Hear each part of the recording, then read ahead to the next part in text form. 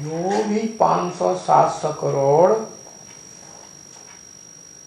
माया के वार से, काम क्रोध लोभ मोह अहंकार के वार से मूर्छित हो जाते हैं, आत्मिक स्थिति में टिके ही नहीं पाते हैं,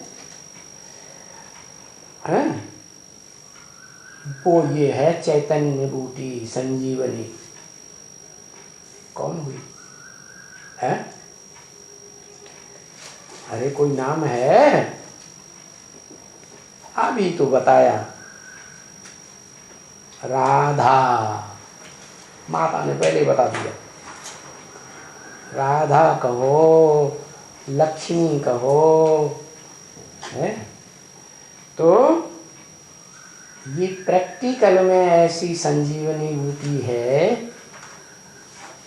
अब विचार की शक्ति वाली। मेरा तो एक शिव बाबा, दूसरा कोई। शास्त्रों से पार्वती भी कहा। क्या है उसका विरुद्ध?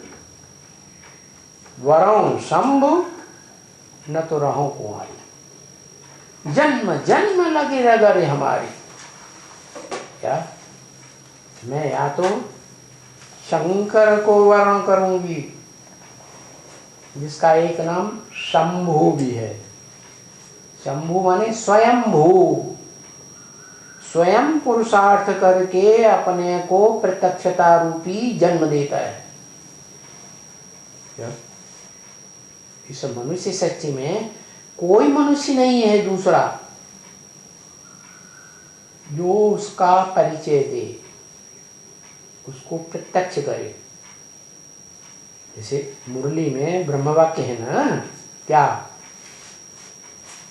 बाप का परिचय बाप ही दे सकता है। कहते हैं मां परिचय देती है बाप का, लेकिन मां को भी है किसके द्वारा पता चलता है? अरे बाप ही तो आदेश करता है तो मां को पक्का पता हो जाता है। क्या? कि ये है वसुधैव कुटुंबकम का बाप। परिवार में सबसे बड़ा कौन होता है? बाप। तो कहते हैं बच्चे कि माँ ने बाप का परिचय दिया, लेकिन माँ ने खुद दिया या माँ को भी बाप ने परिचय दिया? बाप ने परिचय दिया ना। तो बाप का परिचय बाप के अलावा कोई दे ही नहीं सकता। आंखें बंद करके मत हिलाओ डरू। हाँ, तो चाहे वो निराकार आत्माओं का बाप हो, उसका परिचय भी, शिव का परिचय हेवनली गॉड फादर जिसे कहा जाता है, वास्तव में हेवनली गॉड फादर भी साकार है, इनका रचयिता साकार ही है। और निराकार आत्माओं को ज्योति बिंदु आत्मा का परिचय देने वाला निराकार शिव है। उस शिव के अलावा कोई दुनिया में निराकार आत्माओं को परिचय नहीं दे पाता। अपना परिचय भी देता है और आत्माओं को भी अपना परिचय देता है। इसलिए तुलसीदास ने कहा है, जे ही जानव ते ही देव जनाए। क्या? जिस बड़े बच्चे को, ऑलराउंड पार्टधारी, हीरो पार्टधारी बच्चे को, आत्मा को तुम जानते हो, तुम माने शिव, उसको देव जनाई, उसको जानकारी दे देते हो, अपनी भी जानकारी दे देते हो और उस बच्चे के 84 के चक्र की भी जानकारी दे देते हो। फिर क्या होता है? वो बच्चा जब जान लेता है ए, अपने बाप को, और अपने बाप को जान लेता है और अपने पार्ट को जान लेता है पूरे सृष्टि चक्र में, तो जान करके जानत तुम ही, माने शिव को जान करके स्वयं भी शिव समान बन जाता है। तो बताया कैसे बन जाता है? संपूर्ण तभी जानता है, तभी पहचानता है जब संजीवनी बूटी पीता है। कौन हुई संजीवनी बूटी? है वही राधा बच्ची जो सूर्यवंश में अपने को कन्वर्ट करके माता बनती है? उसके स्नेह को पीता है, पवित्रता रूपी जो प्यार है अव्यभिचारी, उसको पीता है, तो मूर्छा से उठ खड़ा होता है और फिर खूब आत्मा की निरंतर स्थिति के द्वारा वाइब्रेशन से सारे संसार की सेवा करता है। सारे संसार की सेवा कौन सी पावर से होगी? है वाइब्रेशन की पावर से। नहीं तो कहा जाता है दृष्टि से सृष्टि सुधरती है। क्या? शिव बाप ही, भगवान स्वयं ही इस सृष्टि पर आकर किसी साकार तन की आंखों से दृष्टि तो देते हैं, लेकिन क्या सारी सृष्टि सुधरती है? नहीं सुधरती। कब सुधरती है? जब वो दोनों आत्माएं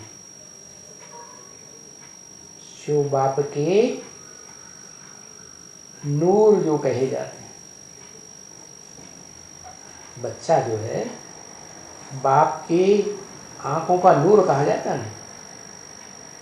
तो ये दो रामकृष्ण वाली आत्माएं जब मिलकर के एक हो जाती हैं, तो वो कृष्ण वाली आत्मा कहो पार्टधारी, या हनुमान की आत्मा कहो पार्टधारी, जो संजीवनी बूटी ले आती है, और संजीवनी बूटी वही क्यों ले आती है? दूसरी क्यों नहीं लाती है?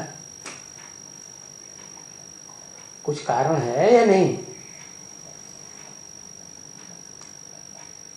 संजीवनी बूटी इसलिए ले आती है कि वो उस संजीवनी बूटी रूपी राधा का बाप है। जब तक बाप की परमिशन न मिले, क्या बाप जब तक अर्पण न करे, अर्पण करने की इच्छा मजबूत न करे, तब तक वो राधा बच्ची, क्या कहा, जो रावण के कंट्रोल से बाहर नहीं आ सकते। बाप है ना, तो बाप अर्पण करता है बेटी को। बेटी में ज्यादा पवित्रता की पावर होती है कि बाप में होती है? बेटी में ज्यादा पावर होती है। तो संजीवनी बूटी ये हुई प्रैक्टिकल में कौन है? राधा बच्ची, महागौरी लक्ष्मी बनने वाली आत्मा, जिसको ज्ञान कहा जाता है। क्या? ज्ञान मुख से बोल बोल को नहीं कहा जाता।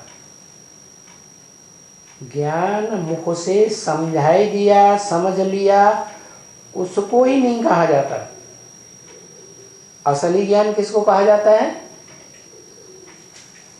जो शरीर के द्वारा प्रैक्टिकल जीवन में धारण कर। क्योंकि ईश्वरीय ज्ञान का लक्ष्य है ईश्वर समान एवं प्योर बनना। क्या? तो शंकर जी है, ब्रह्मा के मुख से वेदवाणी सुन करके अव्वल नंबर के चोटी के ब्राह्मण तो बनते हैं, सुनते भी हैं, सुनाते भी हैं, फिर बुद्ध रूपी तीसरे नेत्र से समझते भी हैं और समझाते भी हैं। लेकिन क्या क्या कमी रह जाती है? प्रैक्टिकल जीवन में पवित्रता धारण कर पाते हैं, हैं? क्या कि कुछ न कुछ लीकेज होता ही रहता है। क्या? मुख्य इस लीकेज है संकल्पों का। जैसे कुमार हैं, कोई भी पुरुष जाति के लोग हैं वो जानते हैं, जब हम कुमार थे तो गंदे संकल्प जब चलते थे विकार के, तो बार बार स्वप्न दोष डिस्चार्ज हो जाता था। क्या कहा? जिनको गंदे संकल्प न चलते हों या कम चलते हों तो उनको स्वप्न दोष अर्थात डिस्चार्ज भी कम होता है। क्या? तो बताया ये संजीवनी बूटी है, इसी को असली ज्ञान कहा जाता है। किसको? प्रैक्टिकल जीवन में अगर 100% पवित्रता है क्या, तो कहेंगे ज्ञान धारण किया है प्रैक्टिकल जीवन। इसलिए शास्त्रों में विष्णु को परम पद कहा गया है। विष्णु माने नो विश एट ऑल, माने वो पार्वती में, वो लक्ष्मी में, राधा वाली आत्मा में जन्म जन्मांतर कोई भी प्रकार का विविचार का अंश नहीं आ पाता। क्या? किसी भी परपुरुष के साथ वो विचारणी नहीं बनती।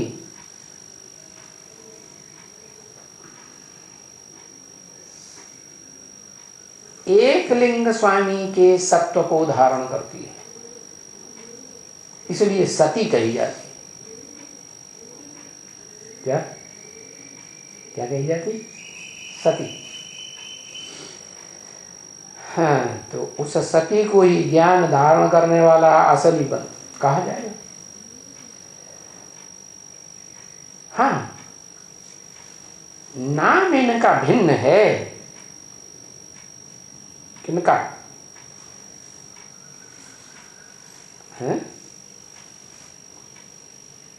और बहुत बच्चे ऐसे जो नंबरवार पवित्रता को धारण करते हैं। भिन्न नाम क्या है?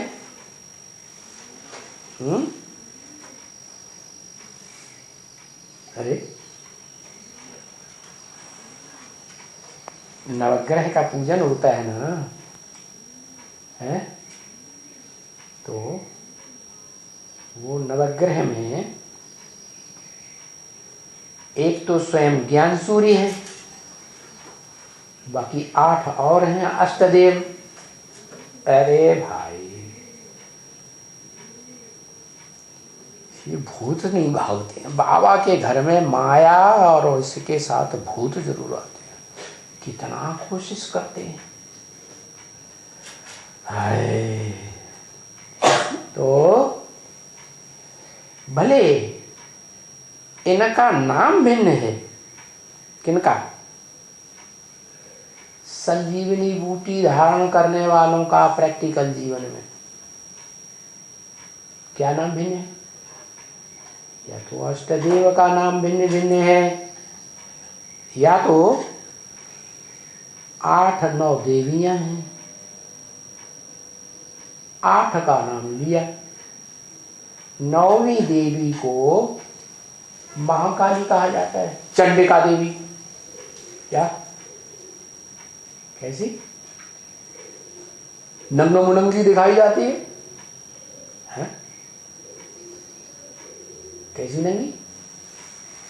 बाप की जो सहयोगी भुजाएं हैं, उन भुजाओं को भी काट करके अपने कमर की लज्जा बचाने वाली। तो अपवित्र हुई, अपवित्र हुई, अपवित्र ही कही है। और उसी अपवित्रता की पावर से वो दुनिया में कलयुग के अंत में जितने भी असुर हैं, भ्रष्ट कामेंद्रिय से वार करने वाले, कन्या माताओं के ऊपर मार करने वाले, सारे असुरों का गला काट देती, आसुरीपना खत्म कर देती है। क्या? उसकी तलवार साधारण तलवार नहीं है, खांडा है पूरा, चौड़ी धार वाला। तो इन देवियों का नाम भिन्न भिन्न है। देवताओं का नाम भी, जिन्होंने प्रैक्टिकल जीवन में पवित्रता को धारण किया, संजीवनी बूटी धारण की, नाम तो अलग अलग हैं और बरोबर वो बहुत बच्चे हैं। क्या? ऐसे भी नहीं है कि सिर्फ 8-9 ही हैं, बहुत बच्चे हैं। बहुत माने हैं 108, जिनके संगठन रूपी माला बनाई जाती है। उन पवित्र आत्माओं की यादगार है माला। संगठन की यादगार है। संगठन कैसे बनता है?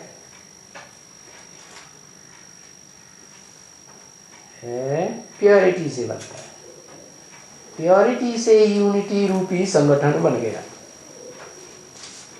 ये माला तब बनती है जब प्योरिटी रूपी प्रैक्टिकल पार्ट बजाने वाली शक्तियां, जो विकारों पर विजय दिलाने वाली विजय माला के मणके हैं, वो सहयोगिनी बन जाती हैं। सारे ब्राह्मण जीवन के लिए अंत तक सहयोगी बन के रहते हैं। तो बहुत बच्चे हैं। कैसे है? प्रैक्टिकल जीवन में पवित्रता की बूटी को धारण करने वाले, जो पुरुषार्थी जीवन में माया की चपेट खा जाते हैं।